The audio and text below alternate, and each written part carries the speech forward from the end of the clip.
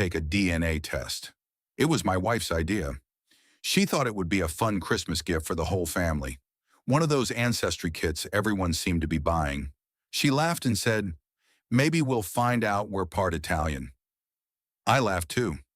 If I had known what was coming, I would have thrown that little box into the fire. 3 weeks later, everything I believed about my family was gone. My name is Daniel. I'm 35 years old. Until that day, I thought I had the perfect life. A loving wife, 2 wonderful children, a quiet home outside Chicago. Every Sunday we had dinner with my parents. Every holiday we celebrated together. We looked like the perfect family. After New Year's, our DNA results finally arrived. I opened mine while drinking coffee before work. I expected to see percentages of Irish, German, maybe something unexpected. Instead, I saw a message that made no sense. Parent-child relationship, 0% probability. I refreshed the page several times. Nothing changed. I contacted customer support, convinced they had mixed up my sample. A few hours later, they replied, "Our verification confirms your DNA sample is correct." Correct. That single word stayed in my head all day. When Emily asked about my results, I lied. Nothing interesting. I wasn't ready to tell anyone. That evening, my parents came over for dinner as planned. Everything looked normal. Dad was grilling steaks. Mom was helping Emily in the kitchen. The kids were laughing in the living room. I kept looking at them, wondering which part of my life had been a lie. Then my younger brother Ryan arrived. "My results came in too," he said. Everyone smiled. Then his expression changed. "My closest DNA match isn't Daniel." The room went silent. "It says I have a half-brother." I looked at my mother. For the first time in my life, I saw fear instead of surprise. That night, Ryan called me. "I compared our results," he said. "We only share about 25% of our DNA. Half-brothers, not full brothers. 35 years of believing one story, gone in seconds." The next afternoon, I drove to my parents' house. Dad wasn't home, only Mom. I placed my phone on the table with the DNA results displayed. She didn't even look surprised. She already knew. "Tell me the truth." She tried to avoid my eyes.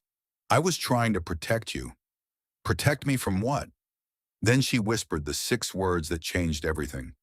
"Your father isn't your father." I couldn't speak. She disappeared into a hallway closet and returned with an old cardboard box covered in dust. Inside were photographs, hospital records, old letters, and one sealed envelope. Across the front, someone had written, "For Daniel, if he ever learns the truth." My hands were shaking as I opened it. The letter began, "If you're reading this, then the truth has finally found you." It explained that my biological father had loved me from the day I was born, but he was never allowed to raise me. I looked at my mother. "What does that mean?" Instead of answering, she handed me an old photograph. It showed a family barbecue almost 40 years ago. Then I noticed him, a tall man with dark hair and blue eyes standing beside my mother. There was something familiar about him. The eyes, the smile, the shape of his face. It felt like I was looking at an older version of myself. "Who is he?" "My biological father?" She nodded through tears. "His name was Michael. He died 12 years ago." Before I could ask another question, the front door opened. My father walked in. He immediately saw the box on the table. He didn't look confused. He looked exhausted. He quietly sat down. Then he said, "It's time you know everything." I looked at him. "So, you've always known?" He nodded. "From the beginning. When your mother told me she was pregnant, she also told me the baby wasn't mine." Every sentence hurt more than the last. I could have left, but I loved her. "And before you were even born, I decided you would be my son." His voice began to shake. "I changed your diapers. I taught you to ride a bike.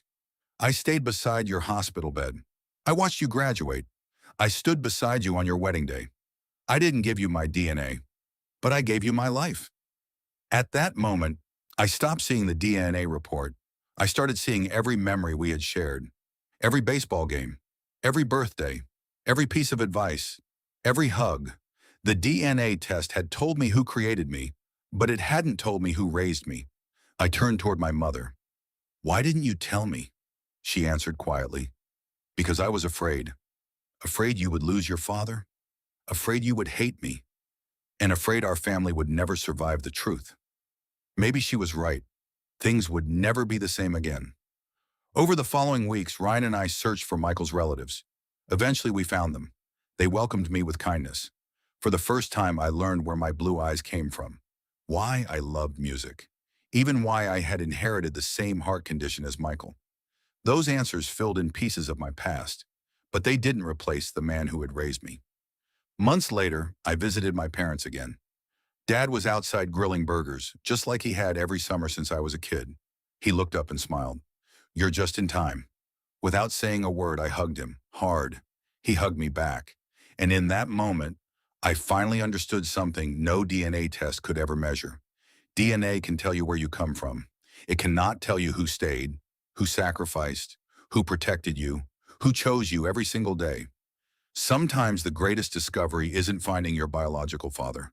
It's realizing that your real father has been beside you all along.